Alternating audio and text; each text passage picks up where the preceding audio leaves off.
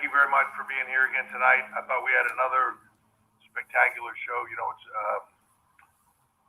incredibly difficult to go back-to-back 2 nights in a row, keep the energy and the spectacle and everything about it at that level, following up on something that was as good as last night. But I really thought they did it. I thought the talent delivered tonight, and really put something out over the last 2 days that was incredibly special. From the pre-show with Breezango and Killian and Drake, which was a really fun match, to Poppy, who I would like to thank for being here. Grammy-nominated artist covering Adam Ant's "Stand and Deliver," which is just one of those songs that gets caught in your head, then you can't get it out. And then playing an original song of hers that hadn't been heard before, "Say Cheese." I thought she had a spectacular performance. She's a great, just visual artist to me that just fits the brand very well, and then sort of kind of become family in NXT. So it was great to have her here. I thought the Cruiserweight Championship match between Escobar and Jordan Devlin was spectacular. This is one of those nights where there are winners and losers clearly to the matches, but there are no winners and there are no losers. Man, everybody wins here. I thought they both had a spectacular performance. They both came out of this looking phenomenal. Santos Escobar is the undisputed champion, but Jordan Devlin's certainly proving absolutely one of the best in the world at what he does. Ember Moon and Shotzi Blackheart, Candice LeRae, Indy Hartwell, putting on just a great tag team match for the Women's Tag Championships. Ember and Shotzi retaining in what was a spectacular match, and I thought they did a phenomenal job, and I'm sure it's not the last time those two will be facing. The Women's Tag Team division heating up, and we are certainly turning it into be something more than it's hard to say that the depth of the women's division here is just it's amazing, and this is a part of it. Indy Hartwell just kind of coming into her own.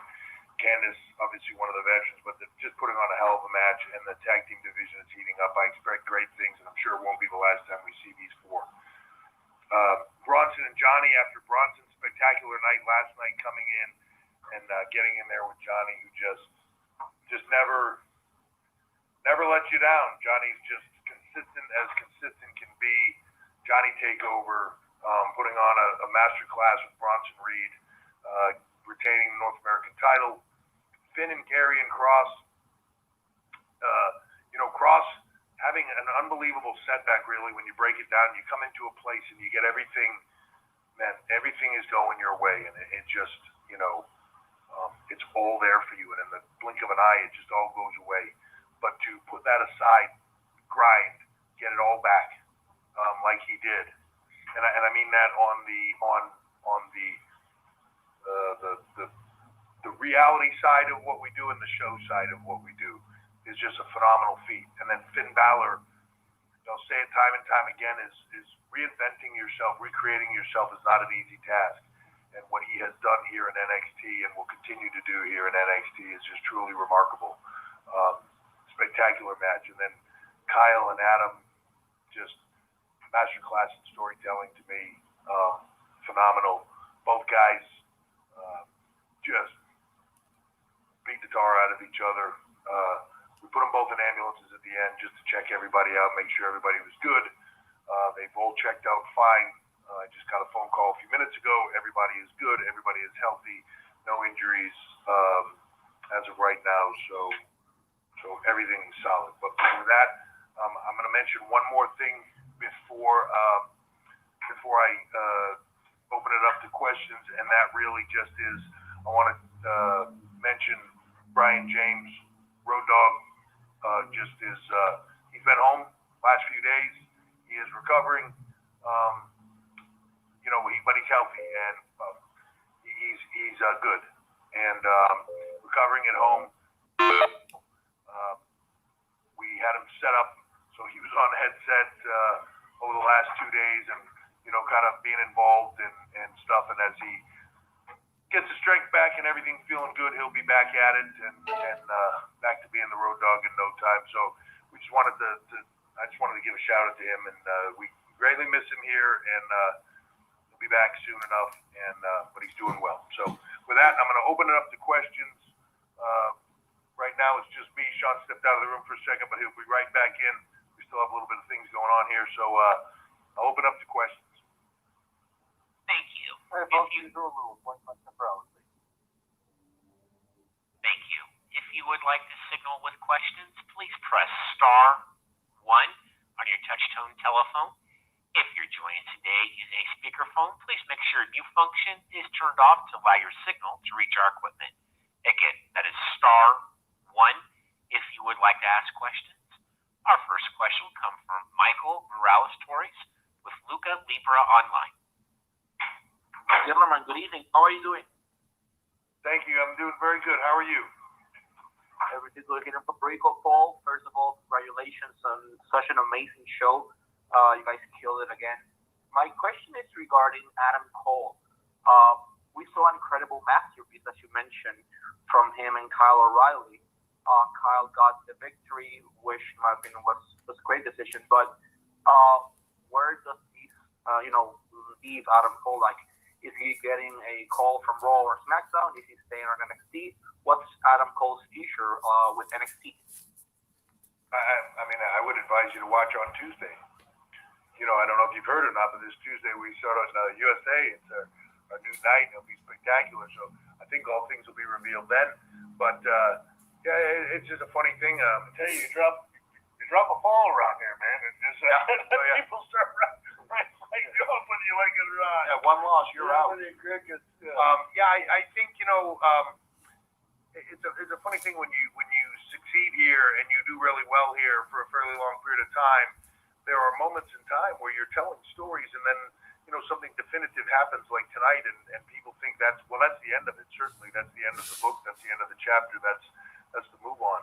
It's not that case at all. If that were the case, then half this roster would be leaving tonight. And it's not the case at all. It's a chapter in the story. It's a chapter in the saga that they're telling, and Kyle O'Reilly proving himself against the man that said he was the leader of the Undisputed Era and was just dragging them all along and were just his lackeys, proving not so much of a lackey anymore. But if I'm Adam Cole, I can't imagine that sits very well with him. So I would imagine that is not the end of the story. Yeah, this is right. This is taking Kyle O'Reilly to the next level.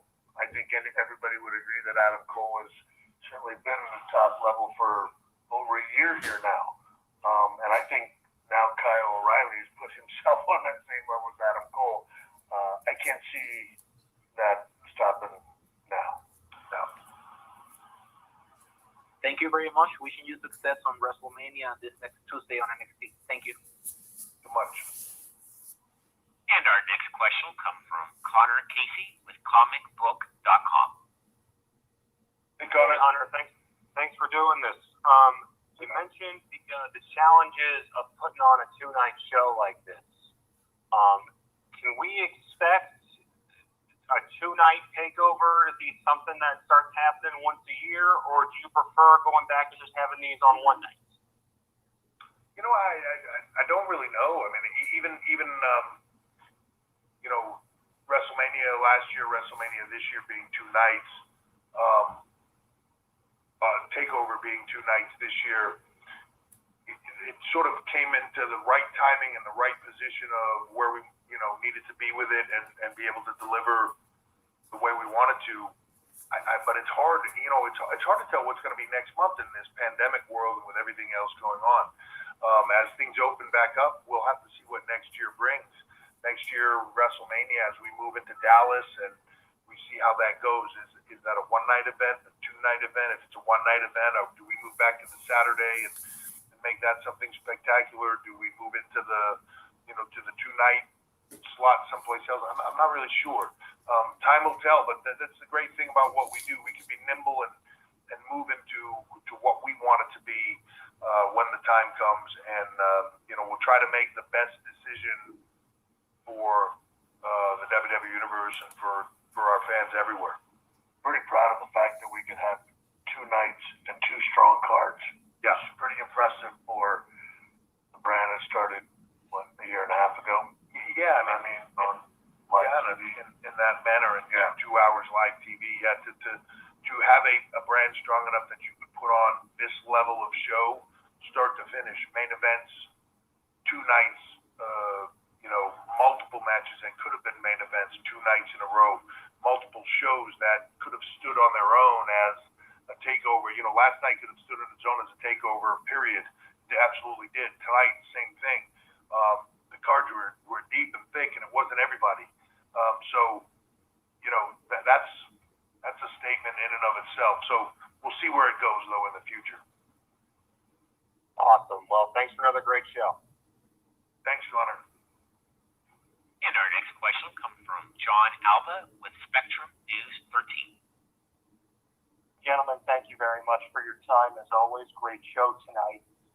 The build to the main event on television and presentation was really, really strong, and you had the security guards out there ahead of time.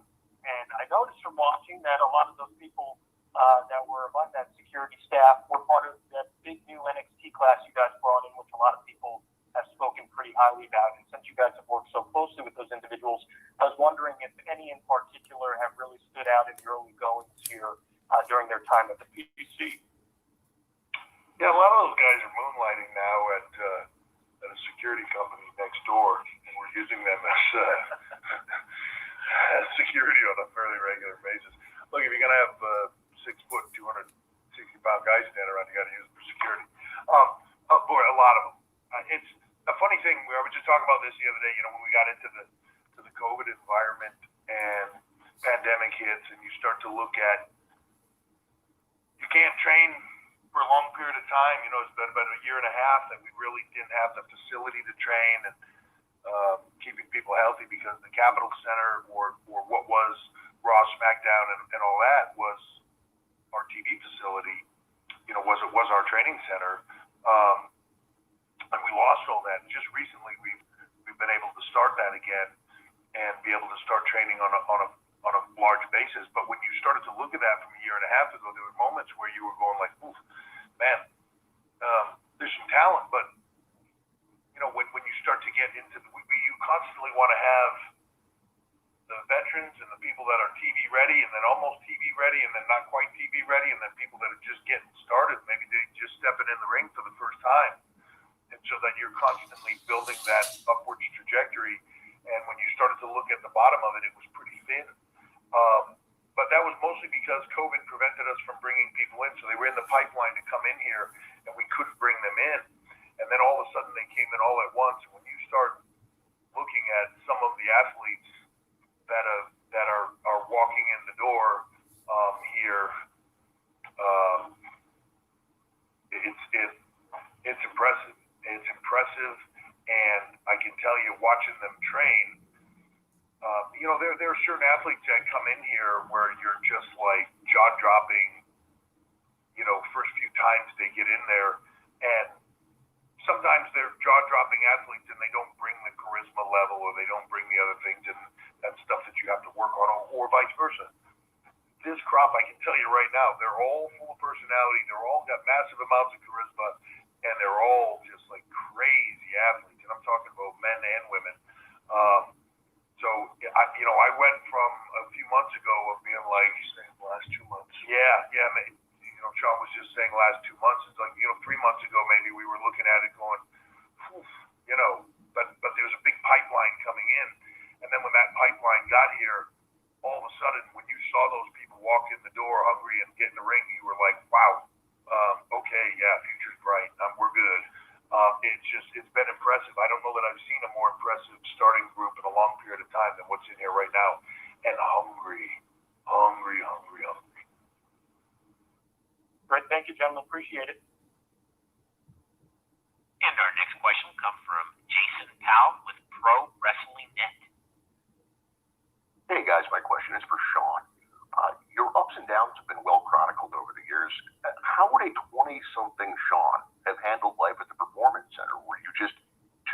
free spirit, or do you think that the way things that you guys do there might have actually been just what you needed at that point in your life? Yeah, you know what? It's funny. I've been asked that before, and I do. I don't know. I think me at that age, the structure would have helped me a great deal.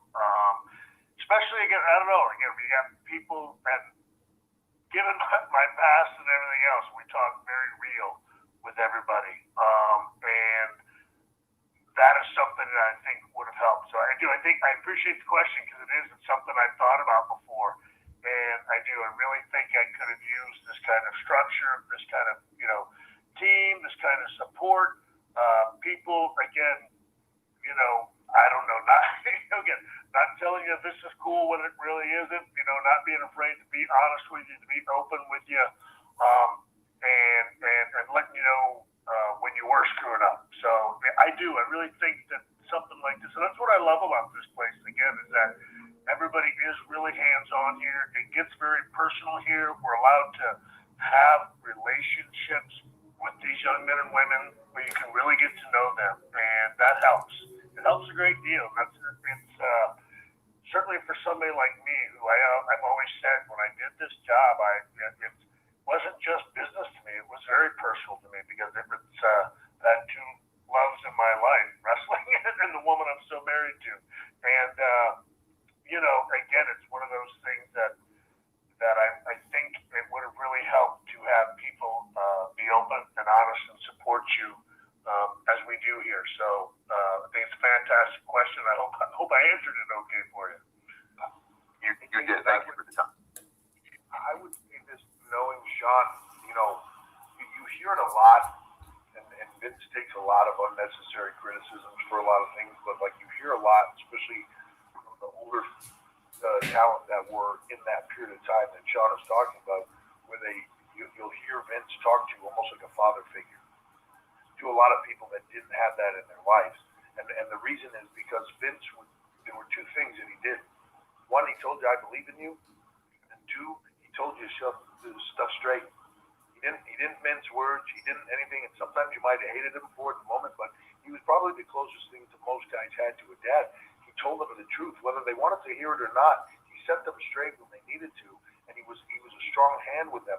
But he believed in them, and he let them struggle and fail and succeed and all those things. But he did it in a way that you hear it all the time. He was a father figure to me. I think there's so much of that here. I think whether it's, and I don't necessarily mean father figures, but I mean that support system of people that believe in you, but at the same point in time aren't here to tell you, you're great, don't worry about it, just do whatever you want to do. They're here to tell you the truth. They're here to make you better. They're here to make you succeed, whether you want to hear it or not. And some people will struggle with that. Most people will thrive with it and grow from it. And I think that's a part of it. I do agree. I think this would have been really good for somebody like Shawn, because it would have been a structured system around him as opposed to one voice.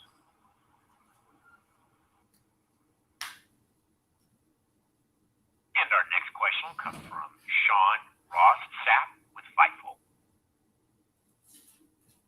Hey, Sean. Hey guys, we got news that Walter got back the stolen UK title earlier this month, and that you guys actually sent the person who recovered it a signed belt, which was very nice of you guys. Is WWE going to take any action about this? And have you guys ever personally experienced anything like this throughout your career? Because it's quite a wild situation.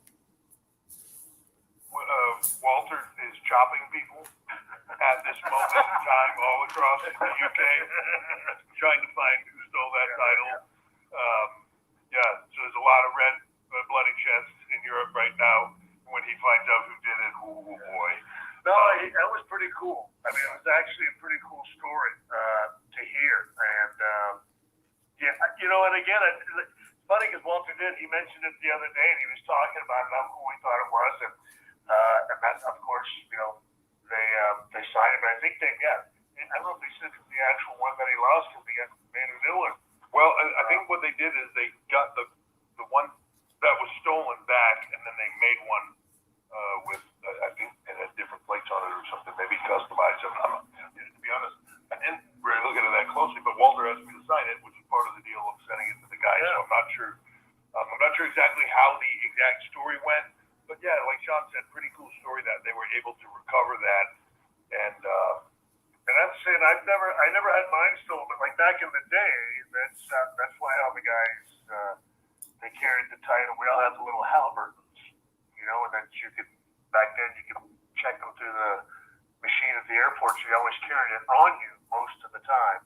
And I don't think I ever lost. I never lost one, which is pretty amazing. It's incredible. Considering the source. Yeah. I think Flair lost them every other week. I think so. Yeah, I can watch it. Yeah. Thank you all. Thanks, Sean. Thank you. Our next question will come from Gary Cassidy with Inside the Ropes. Hey, Gary. Hi, Paul. Hi, Sean. Congratulations on a fantastic second night. I actually wanted to ask a little bit about someone we've seen on both nights, and Pete Dunne. He obviously looks like he's set for a big future inside the ring in NXT, but I know he's been doing a fair bit of backstage and production work in NXT UK. Is that something he's been doing in the States? And is there any other active NXT stars doing that, or that you've got your eye on to do that in the future? Yeah, so, you know, it's a funny thing in that backstage production work is not necessarily for everybody, right? There are certain people, I don't know, it's something for me that when I very first started, I was always fascinated with that other side of it. I think there are certain people that gravitate towards that, and then there are certain people that have zero interest in that whatsoever. For me, the ones that have interest in it, like Pete, he's just a sponge, man. He will dig into every single aspect of this business and engage in it in every single way you allow him to. Like, he's just incredible, and to be honest, especially at such a young age, just has an incredible mind for it. But you know, we've had, you know, Johnny Gargano produces matches sometimes, especially with the younger guys for other shows, and when we were on the live tours doing like what they would call the coconut shows in Florida, a lot of those talent, Johnny, Ciampa, Candice has done it before, people like that, where they would produce matches for younger talent coming up and work with them and sort of mentor them to that next level. Pete Dunne does it. Damian Priest has done it. You know, different people. I know Finn Balor has an interest in it. I think Walter's done some of that with you guys in the UK. So, you know, anytime you can do that, I think it's no different than being an actor and then, you know, dabbling and directing a little. It just makes you think about it from the other side of the camera a bit differently, and then it makes you a better performer because of it. Yeah, exactly. So, yeah, because we've had a number of guys who have just asked, and the people who show interest in it, yeah, we give it a whirl, and we're just, you know, they want to listen on the headsets, and it does. It helps them. Every one of them's commented that it gives them a little bit of a better understanding from a performance standpoint of how they can accentuate, you know, everything that it is that they're doing. And clearly, when, you know, we were in the UK, Pete was one of the people that showed interest in that. Lately, Walter has as well. And we're always more than happy to certainly, you know, give them the opportunity to do that. And of course, Pete did a phenomenal job. And then, of course, we were beginning to transition him over here. So you aren't going to use him on TV as much over there. But while the wait was happening, we utilized him as much as we could. And again, and we'll continue to do that with the people that show interest in that respect. Brilliant. Thank you so much, guys. Can't wait for Tuesday. And our next question will come from Alex McCarthy with Talk Sport. Alex. Hey guys, great show tonight. Congratulations. I wanted to touch upon NXT UK. Of course, we had Prelude tonight, but also there was a steady influence across the two nights as well, with Walter, in my opinion, having the match of the week thus far. But I think we all want an NXT UK takeover at some point, given that the first three shows of those were amazing. And I know the circumstances have put us where we are now. June 20th is where I believe NXT UK Takeover Dublin was set. I don't know. I assume it will be a case-by-case basis nearer to the time. But for the second half of this year, June 21st, I think in England things open up. Are you guys hoping to cram in 2, 3, how many takeovers perhaps that side of the year? And if you can't, what are the plans to move forward? Yeah, look, we obviously would love to do that. It comes down to a few factors, not just can we get some fans into arenas. It's just from a production standpoint. We're bringing in talent from all over, so the travel has to open up. We have to be able to have fans in. We have to be able to bring production people around. We have to be able to get some people from here over to there, to be able to do the shows.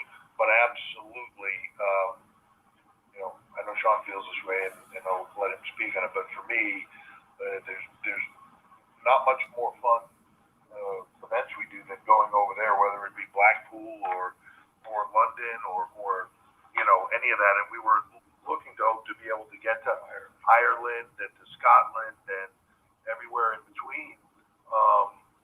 But the world sort of shut that down for a minute. As soon as we can get back there, we absolutely will. I can't wait to get over there. If I could go over there tomorrow and figure out a way to run a show, we certainly will. Yeah, no, exactly. And that's the thing. We've had that date there for a while. Clearly, we're hoping for the best, but yeah, we're just so subject to a lot of the restrictions the way the world is right now, and it would be very tough. We're doing a great job of being able to do our regular show. BT Studios, the partnership with them has been great, but we've been able to do that with half of us over here.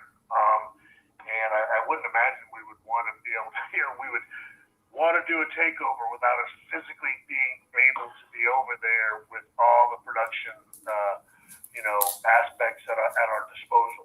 And so obviously, we have to wait. Just like we said last night, man, when the world begins to work with us, we are going to be thrilled to get back to business. Yeah. And I can only imagine. Sorry, I heard all about the voice. Go ahead. No, I said, sorry, we just heard all about the voice of God, Shawn Michaels, during the remote production. Yeah, well, the voice guy might be a little bit rough, but it is. Look, it's amazing the technology we're thrilled about. Just even the hands-on experience we've got to have with the UK brand over there. But I love going over there. I love being over. There's nothing better than being over there physically with the talent. And again, as I referenced in one of the calls earlier, there's a relationship there. I absolutely love, the men and women that we work with over there. And that's the brand that I've got to see from the ground up and working hand in hand with them from the very beginning. And it's been fantastic to bring it back to BT, but it's nothing like being over there physically and getting to really meet with the talent, be with them, and of course, and be with the fans. Y'all are some of the best over there, man. And it is. We miss you guys very much, and we can't wait to get people back in the building and, like I said, get back to business. I can only imagine what some of those crowds like that will be like over there when things finally open and we can pack a place and do what we do. I want to be there for those because they're going to be off the chart as far as loud and everything else. So. Awesome. Thank you very much, guys. NXT UK has been amazing. You came back. Thank you. All right, folks, we'll do one more and we'll call it a night. Our next question will come from Nick Hausman with Wrestling Geek. Hey, Nick. Hi, guys. Thanks so much for taking the time tonight. I'll keep it kind of brief. Gable Steveson was shown in the crowd at Takeover. What's his status with WWE? Is he Olympic bound and WWE bound? Is he already under a contract with WWE? What's going on with Gable? Gable came here tonight, enjoyed the show as a guest, had his dad with him. He just won NCAA championships and the national championships, and just obviously qualified for the Olympics, and that is a big task at hand. So huge fan of what we do. We've been talking for a long time, and they want to come out here. Reached out, want to come out, see Takeover, see WrestleMania, and we'll see where it goes. You know, I would hate to say to a guy who's a junior in college, you know, let's make some decisions in the moment while you're trying to get ready for the Olympics. You know, let's focus on one wonderful thing at a time. He's got a bright future in anything that he decides to do, but he's a massive fan of what we do, and I am a massive fan, as we all are, of what he could bring to the table here. And if he does make the decision to come here and want to become a WWE superstar, man, I have no doubt he will do it in record time, and be amazing at it. Cool. All right. Thank you so much, guys. Great show tonight. Thank you. All right, guys. Time for I'll turn things back over to Paul to wrap things up. Yeah, thank you. Appreciate you guys jumping on this call and being a part of this and all the support. Again, 2 amazing nights of Takeover. We will now move into tomorrow's SmackDown, and then this weekend for WrestleMania at Raymond James Stadium. You know, I would expect, as excited as we were to have a few hundred rabid NXT fans here at the Capitol Center, 25,000 or so in Raymond James Stadium is going to be incredible. It's amazing. Can't say it enough. Amazing to have the NXT universe back here and be a part of what we do. So cannot wait to have them be back and be out there and get everybody performing in front of them and get back to doing what we do. So, Man, I'm looking forward to Tuesday. yeah. and then Tuesday night NXT, we're starting it again. Whole new chapter